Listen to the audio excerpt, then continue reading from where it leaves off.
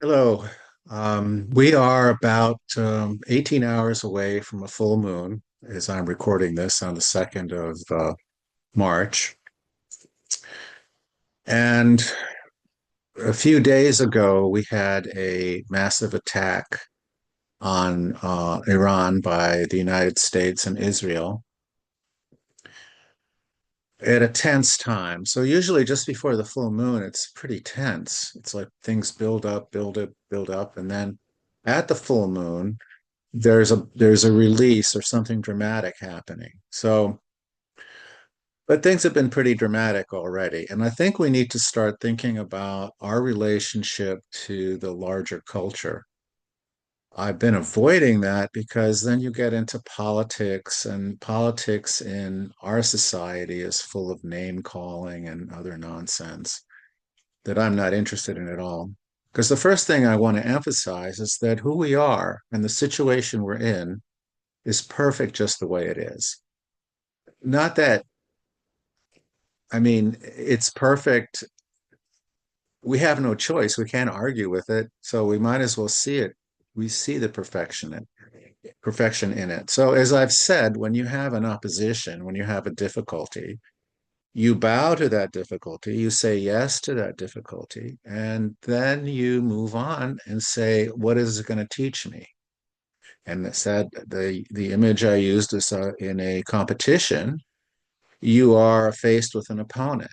So I'm having an opponent. Let's say it's a martial arts fight, or let's say it's a tennis match, or ping pong, my favorite sport, or was. You're gonna have to say yes to your opponent, to love your enemy, as Jesus counseled us, because that's who we'll learn from. We will not learn that much from our friends if they're very nurturing and helping us, but someone who opposes us is going to help us understand ourselves better and where we fall short. And so that's important to understand that we have inadequacies that we need to address, and our enemy will show that.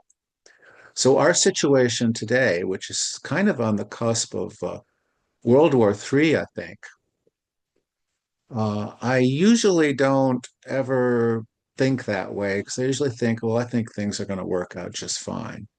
And I think things yeah, it could will work out just fine, but it could be somewhat more tense than we'd like it. So what do? We have to start with centering. Who are we? We are that reflection of the perfection that is divinity or all that is, or the power and energy of the universe, and we're totally unique in who we are and precious. That's the most important thing that I think people miss because I remember when I thought I was reading about Buddhism in my teens or something like that. And I was thinking, well, how could that work? How could be going into nothingness be a good thing? And how could just be being part of everything, just being one with everything else? Where am I? Here I am. I've spent my early life protecting myself from difficulty, and now I'm going to be part of everything. Where will I be? And so that's a very difficult confrontation when you're dealing with spirituality, because ultimately you're dealing with this connection, because you feel it when you get a strong experience in meditation, or it could be psychedelic drugs if taken in sufficient quantities, so that you don't have any escape. You realize that you're part of something broader than just your own individual self. But that part that experiences that broadness and that connection with others is actually that part of you that is most unique, that is most perfect. Uh, I can't explain it unless you've had the experience, but it doesn't feel alienating at all. It feels like you're supported, even if you're alone, even if you have no relationships, even if you know have had difficulty, you've had trauma, and you're just like, just rebounding from that, or being in the midst of mourning about things that you've lost or people that you've lost. No matter the situation, you're always sustained in that on that level, on the highest level, when you connect with that essential part of you, not the ego, not the part that compensates for your inadequacies. Uh, you can't fake it. It's and a lot of our society is about faking it till you make it. Well, there's some advantage to that, certainly, but it's not faking it till you make it. You have to be there at some point. So, how do we deal with the rest of the world? Yes, we're being opposed. Yes, usually we're not being opposed. Usually we're just walking about trying to make our way. But there's something that we live in that we call culture. Our culture and our civilization is very important. Where did it come from? Why is it that there is a bottom line? And that bottom line is usually money and power. Why is that important? Why isn't being joyful important? Why isn't that celebrated? Why are celebrities who are making millions and billions of dollars celebrated, but you know, somebody who's helping the poor isn't? Occasionally they'll get a mention somewhere down the line, but or what if somebody who's living a very virtuous life or whatever, why aren't they celebrated in this civilization? Where they have been sometimes, occasionally in other civilizations, particularly the non-Western civilizations. The Western civilization is very materialistic. So it judges everything on the basis of materialism, on power. What can I accomplish? What can my country do? What can my country accomplish? What can my tribe accomplish? So it's not rated on joyfulness and love or any of that stuff. We're filled with war now. So where's the joy? What what I'm trying to say is the civilization we live in is selfish, warlike, power hungry, money hungry, and we need to realize that. Being centered first, because otherwise it'll take our what do you call it? I guess you'd say our spirit away. We'll get depressed. So we're at war and nobody cares. And where's everybody? What happened? Because there's been a genocide. Why doesn't anybody care? Why is there so little action? Why are governments constantly supporting war and repression and supporting only values or laws and values that help the very small, tiny percent of the very, very, very, very, very rich?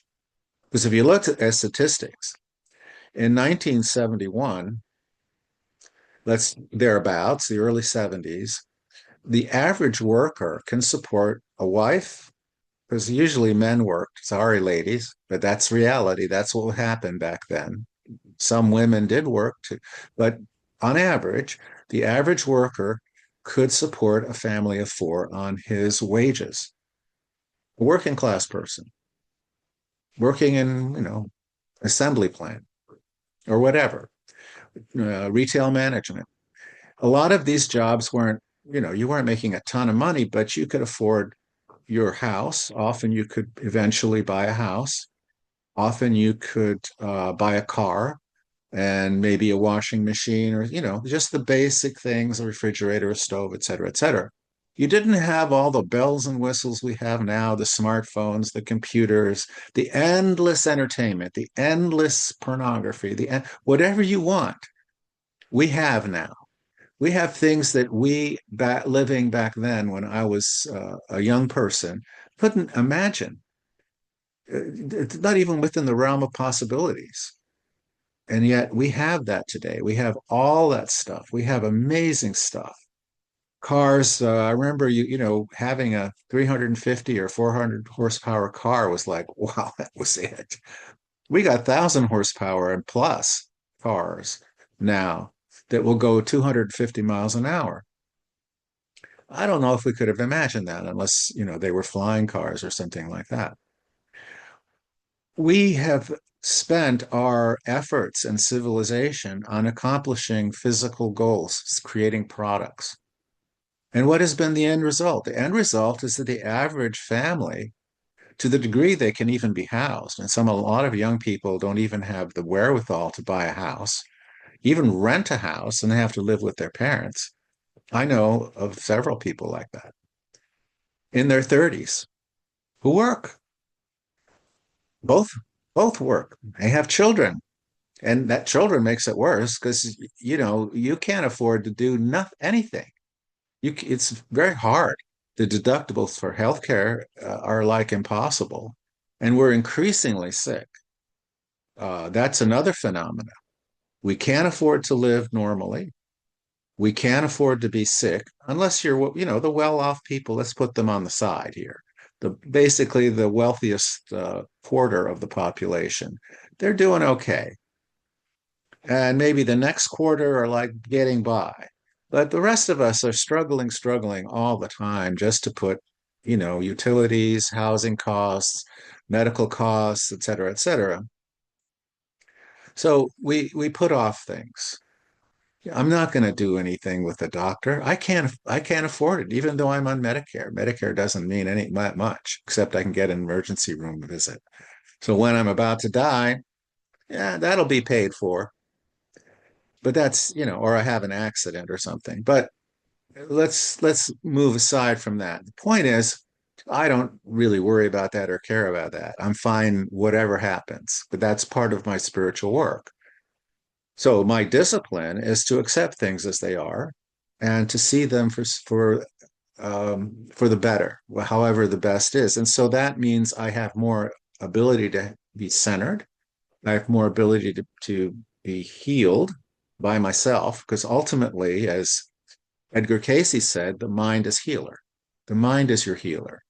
Your thoughts about your body, your thoughts about your surroundings, that's what's going to work, not you can use band-aids, and I use band-aids all the time and all that stuff, and you use things to get by, hour to hour, day to day. But ultimately, it's all about your mental structure, your conceptual framework about yourself and the society around you. So, not only is it important that we see ourselves for who we really are as these divine, precious entities, all of us. I don't care what you've done. There's a couple of people I saw yesterday, and I felt one of them was a friend who was very reluctant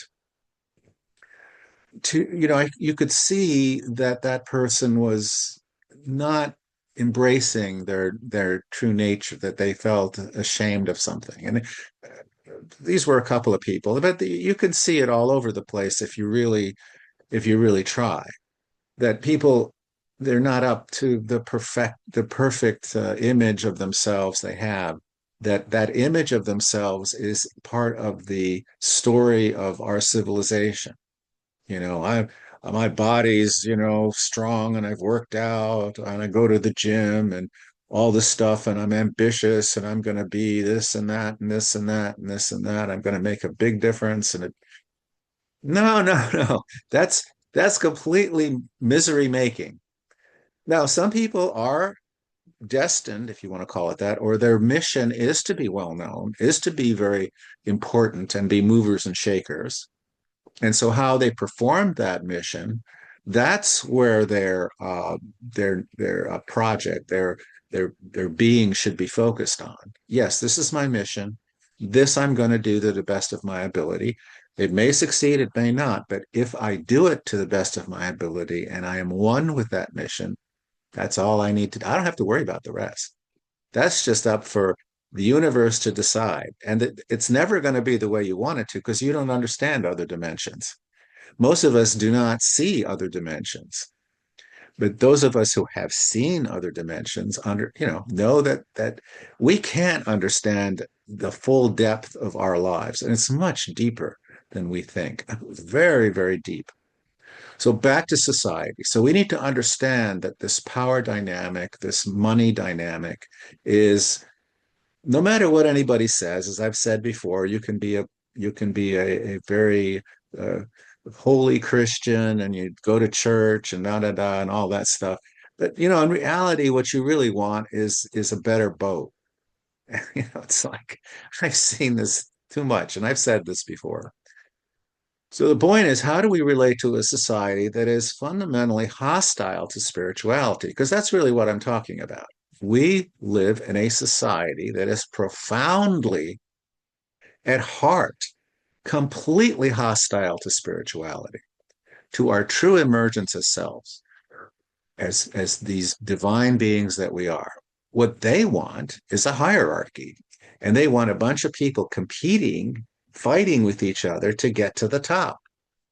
And the same goes with political entities like countries. So the current president, Mr. Trump, is really personifies that mad sense of superiority. If the truth doesn't make America great, he's going to make America great in his imagination and thrust it at the world with battleships, with aircraft carriers, with bombs, with missiles, whatever he has to do. Doesn't matter because his vision is power. That's it. He'll make, yeah, God, maybe this, that. He doesn't care about any of it. Not because he's a bad person. It's because here he is. He's a personification, as all presidents are. Biden was the personification as well, by the way. Is all presidents are the personifications of who we are or what our character is, what our values are. Our values are materialistic and power hungry. And what the Epstein files has shown, and I've studied before, I've done a lot of research on the hidden dimensions of political life, have shown that the creatures at the top, and I have some personal experience in this, are indeed some kind of creatures that aren't completely human, that they've pushed away their humanity. They're still that perfect being inside, but they've covered it up and pushed it away so far that they don't live from that dimension at all. They live from an ego dimension. And because they've achieved this, because they have every time they turn, all they see is people buttering them up, saying, yes, sir, yes, ma'am. And we feel great, like rock stars. They're surrounded by people who humiliate themselves in order to get a little crumb here and there, to get high or to get women or to get, and again, I know what I'm talking about here. That's the reality of that world, is that it's full of flatterers. And it's just the way it is. It's always been that way. And only the most spiritual characters can really navigate that whole thing well. One of those was Marcus Aurelius, a Roman emperor who wrote Meditations, and that his, his life was his role as emperor was very difficult, but he found the center, and that's another story. So we need to find that center and accomplish our mission, and not worry about the war, this, the war. Yes, I'm bummed. I'm bummed that we're in the middle of a war and maybe even World War III that may even go nuclear. I have not ever said that before. I've always, whenever people have talked about, oh, we're going to go in a war, they're going to invade this, I always say, ah, no, no, no. But this time we're in real danger. And so that is makes our spiritual journey, if you want to call it that, even more important than it ever was before. We don't have to go out and, shoot people or even demonstrate. By being whole and inside of us, by being one with our true nature and accomplishing our mission in life. And what that is I can't tell you because I don't know you. Or if I do know you, ask me. I'll help you. But I know my mission, and not in a specific, I can put it on a spreadsheet, and if I do this time and I do, life doesn't work that way. Life is a flow. I'm an anti-spreadsheet guy, even though I've programmed those damn things quite a lot. It's something much deeper. And getting in touch with that deeper dimension, as I often say, our system, our American political system is broken. We're no longer a republic. We're no longer a country of laws. We've abrogated tons and tons of laws as a society, let's say, as the executive branch has. They just do whatever they want. And the rich do whatever they want. They hire armies of lawyers or a few hitmen here and there. And I know, because I've talked to hitmen.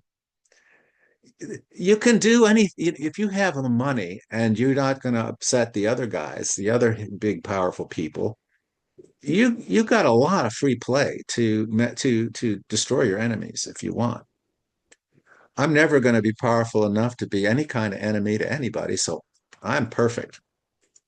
I'm never going to have any trouble. I'm not going to be banned. I've been banned on many websites, not many, three or four, for daring to speak about that that the Kennedy assassinations and all the rest of that. That is now obvious. I mean, most people understand that the official stories of the assassinations of the 60s are not true. They may know exactly what happened, but I know that the official explanations are totally false. And I've known that for decades. It's obvious. You just take a quick look at it. It's so ridiculous. So what I'm saying is the official explanations for things are increasingly wrong, increasingly just filled with lies.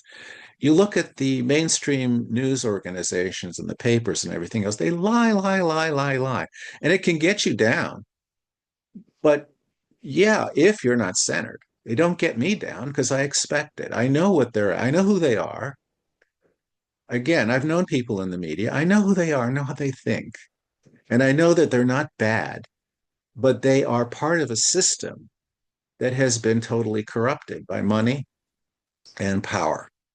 So if you want to work for the New York Times and start reporting the truth, you know that you'll be fired.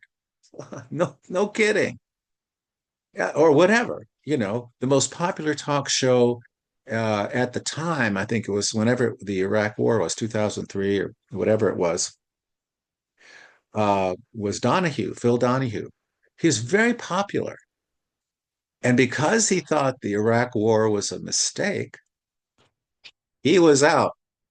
And that happened to a lot of people, by the way. And people don't remember this stuff, but this is reality. And reality is we don't live in a free country. Okay. We don't live in a constitutional republic with democratic institutions.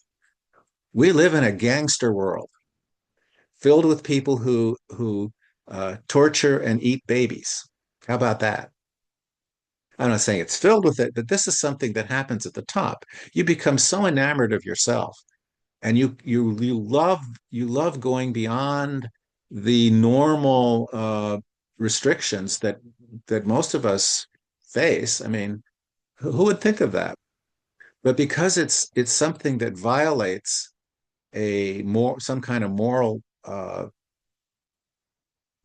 I don't know, order, whatever it is, they'll do it just for that. Again, I'm not going to say all the billionaires and all these people do all this. I think, but there are some that do this kind of thing. But we need to face that fact. And we also need to face the fact that that evil energy, however it may seem outside there somewhere, exists in us as well.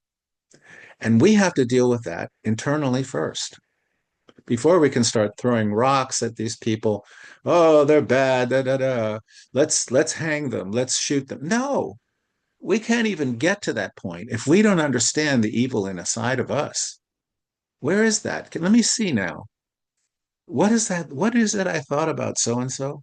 What did I do here? What did I do there? And so when you understand that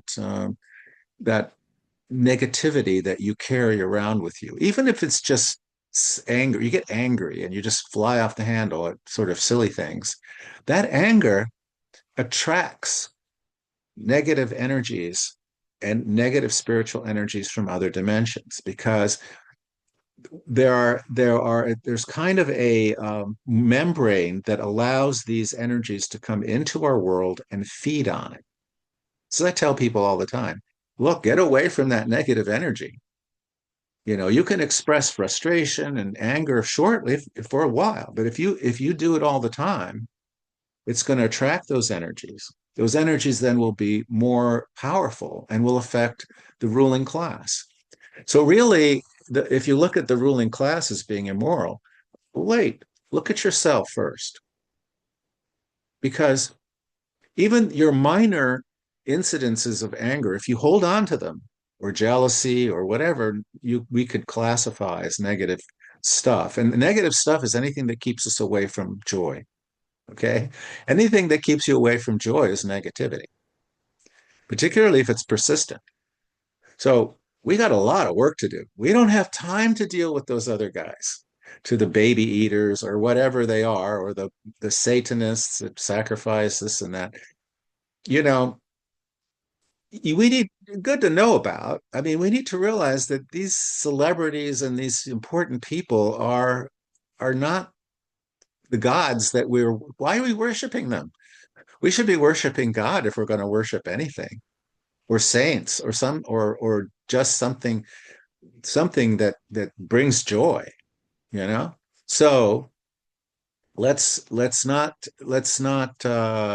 condemn these, Trump and Biden and all these politicians. Yeah, I don't think I'd like them, but let's get that out of the way. It's Look at yourself. What are you doing? What are you doing? Are you making more joy in the world, or are you causing more misery? Are you beating your dog, or whatever it is? Are you just allowing your negative energy to go off unchecked because you feel righteous, because you carry a Bible? The Bible says, yeah, right, but you're still being angry and you're still being judgmental towards other people, including the people that apparently are doing bad things, whether it's the ordinary rapist or child abuser. Yeah, okay, they're not, I don't like what they're doing, certainly, but let me look inside. Yeah, I think they should be arrested. And if we had a society that really cared, they would be arrested. Most of the politicians should be in jail. They accept bribery. I mean, isn't that supposed to be illegal? And nearly the entire Senate and Congress is consistently being bribed by the rich financiers and what do you call them? People in Silicon Valley and military industrial Why do we have all these wars? The military industrial complex. They make a hell of a lot of money. And this was pointed out in detail during the Vietnam era. Why was Vietnam continued? It made a hell of a lot of money for a lot of powerful people, and they loved it. It just gave license to people that love doing negative things, like in the CIA, for example. There were loads of these officers who just used it to deal drugs, who used it to torture people for fun. Yeah, sorry, but those people exist, and they're going to be attracted to jobs that do that. So that's why there were so much child abuse in the church among priests. You saw a lot of child abuse in the Boy Scouts. You saw it in all kinds of places because people would be attracted to that kind of stuff, would join those organizations so they'd have opportunity to be with kids. Altar boys, right? Happened all the time. All right. I'm an ex-Catholic, partly because of that, partly because I found out what was really going on.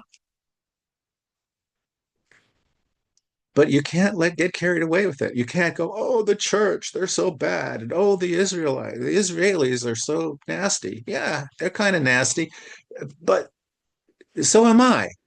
And that's where I have to work. Even though my little nastiness doesn't compare to, killing tens of thousands of people, murdering them, women and children, just for fun. A lot of them do that for that. Uh, American soldiers have done that. Uh, German soldiers did. English people did that. French. I mean, you get a war and it's just anything goes fundamentally because you have a gun, they don't, you rape them. Natural, right? So that just happens. That's because that's the way it is. That's the way it's always been. And you know, we have to understand that that negativity outside reflects our own negativity. And when you start realizing that, you start being resolved to deal with your own negativity. Not that I'm a perfect example, by the way, I fall down a lot.